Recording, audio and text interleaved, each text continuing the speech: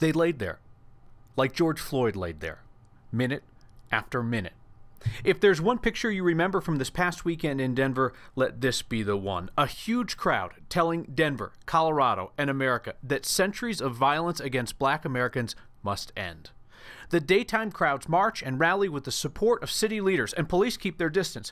But each of the last 4 days has turned into this: tear gas, pepper rounds, rocks and bottles in the air, smashed glass, fires. Denver police moved in hours earlier than usual on Saturday. Tear gas flew 4 hours before the curfew started at 8 p.m. By 6 p.m., police were moving on the crowds outside the Capitol, where they had been hours before with the backing of the city. I asked the police chief why. What changed? He said his officers were only responding to violence from the crowd. By 8 p.m., some in the crowd had built a barricade in front of the Capitol.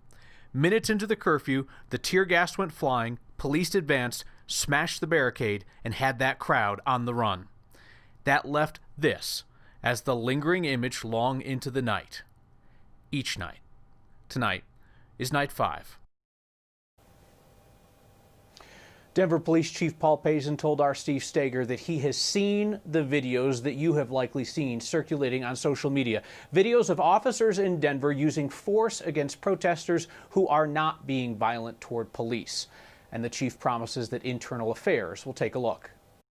We just wanted to kind of see history being made, be out there. On Friday night around 8:30, Alejandro Gort and his partner were in their car, stuck in traffic in front of the state capitol. As police cleared the lawn, Alejandro's camera rolled as an officer pepper sprayed a man taking photos. Didn't tell him to move, didn't say anything, just started spraying that guy with pepper spray.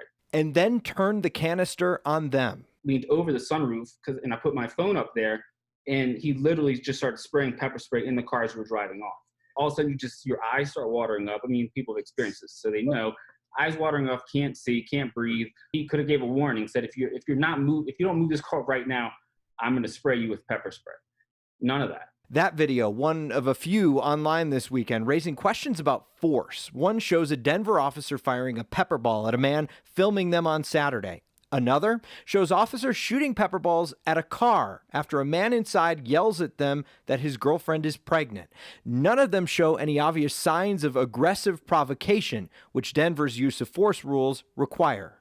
Some of the snippets that I've seen, I'm concerned about. We need to make sure that we address those. Denver Police Chief Paul Pazen said he's asked for internal affairs investigations into the videos and acknowledged these moments make it harder to restore the trust these protesters want. And anything that is out of policy, we certainly will hold our officers accountable. That's really the crux of this whole thing.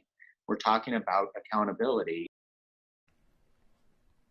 Now, we asked Chief Pazen a couple of things. One, do your officers wear body cameras through the course of this? He told us today that yes, they do, but they only engage those body cameras when there is force necessary. Two, we asked about the other agencies that are here. We saw Aurora Police, Adams County Sheriff, a lot of different agencies in Denver this weekend. Do they have to follow the same use of force rules as Denver police officers?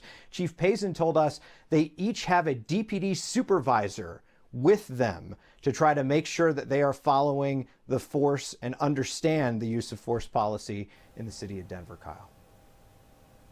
To be clear, Steve, so it's up to each individual officer then to say, I'm about to use force, click it on.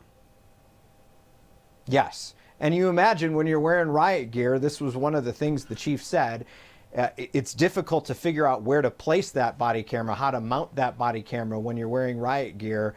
In the moment, those officers, when they're going to engage, according to policy, according to the chief, they are to pop their body camera on. All right. Thank you, Steve.